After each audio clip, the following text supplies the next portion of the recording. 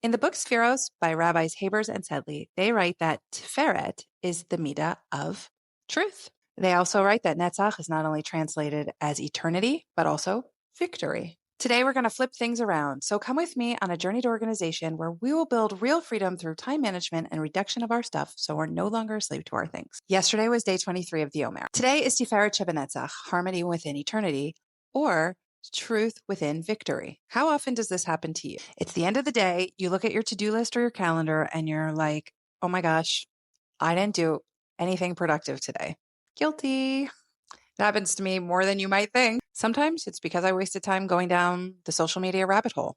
But mostly it's because my priorities shifted during the day because something else came up. When that happens, I always remind myself, I'm exactly where God wants me to be. But sometimes that results in a to-do list that's not finished. Sometimes this happens because my to-do list was just overambitious. Sometimes it happens because I just didn't schedule myself enough time. I didn't understand how long a task would take me. Sometimes it's just because God had a different plan for me, and that's exactly where I was supposed to be. But it's so frustrating when you look at your to-do list at the end of the day and it's not finished. If that sounds familiar and happens frequently, the first thing you need to do is look at the situation and be honest. Why didn't you get everything on the list done? And then look at the situation again with your honesty muscle flex and be like, why didn't I really get this done? Be truthful. Was it because you fell down the social media rabbit hole?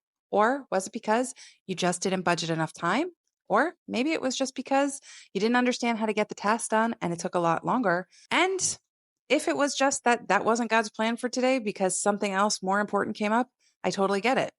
Go back and look at the schedule again and see, did you leave enough room for things unanticipated to happen? See, the thing is we have a tendency to overschedule ourselves, which I get. When we're more honest about our schedule, though, and we're flexing our honesty muscle, we can be a little bit more realistic about what's happening within our schedules. It's important when you look at your schedule to leave room because we don't know what's going to happen, but we can assume that something unexpected is going to happen pretty much every day. So overscheduling yourself and not leaving enough buffers is a big no-no because we're not going to be able to get everything done when it's too tight, when we don't account for traffic in between tasks, when we don't leave enough time for a task, when we don't have all the tools we need for the task, and we didn't leave enough time, and the time between tasks is too tight, there's no way we can get it all done.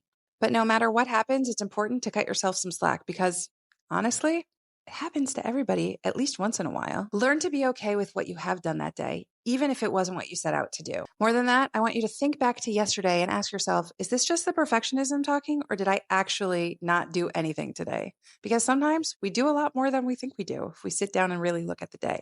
No matter what you find in your analysis, celebrate the small wins that you do make, even if it's not exactly what you thought it would be. But the most important thing about being honest with your successes and your failures is that looking at it with a less critical lens helps you move forward and do better for the future. Maybe you weren't really wasting time. Maybe you just needed a little bit of downtime. It's possible that you could have approached it in a more structured or useful way, but nevertheless respect that maybe this was actually what you needed. Remember, God always puts us exactly where we're supposed to be.